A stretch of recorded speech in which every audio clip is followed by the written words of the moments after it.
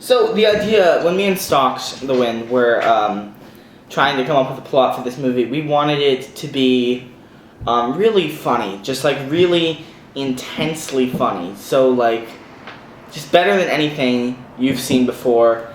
And it's kind of a twist on the classic plot of a Nigerian prince calls to scam you or emails you to scam you about giving him money so he can reclaim his throne, and then it turns out that this guy's just some Indian kid living in New York City with a couple of bucks and a bunch of phone numbers.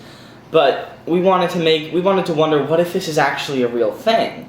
I mean, I saw these things on like Facebook and stuff. You'd see these pictures, these GIFs, and they would say, what if the Nigerian prince actually does need my help? And I thought, well, that's a really interesting topic. That's a really interesting thing to start thinking about. Like, what if something like that, scam could actually be considered a real problem with the Nigerian prince, and if you could actually have a real Nigerian prince.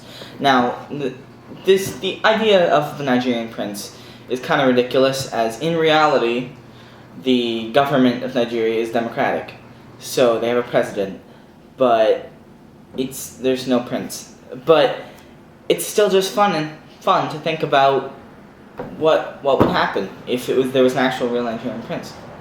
When you meet Ahab, he is this wealthy guy. He has everything handed to him on a silver platter. The first time you see him, he's like rapping one of his favorite songs. And you can tell from the very first minute of the film that this guy is not a nice guy, but even before his narration starts, and that's just a whole other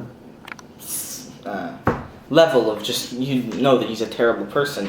But even before that, you can just tell that he's rich. He has a beautiful, very beautiful bedroom, but he trashes it. He trashes his bedroom. He trashes his hangout area. At one point, he starts killing the me characters on his Wii just for fun, just randomly. I mean, that's not necessarily terrible, but it's not great either. I mean, it just shows that you might be a little sadistic, that you're just creating and killing these me's just for fun.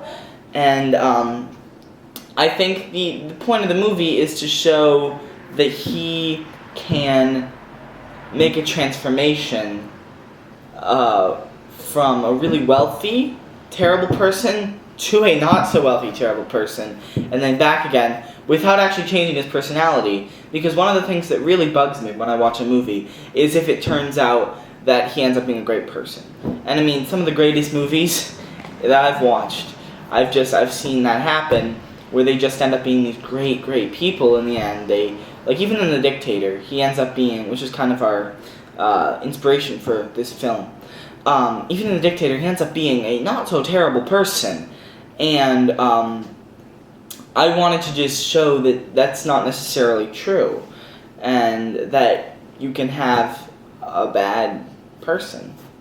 At the end of the movie, even though he was still terrible at the beginning.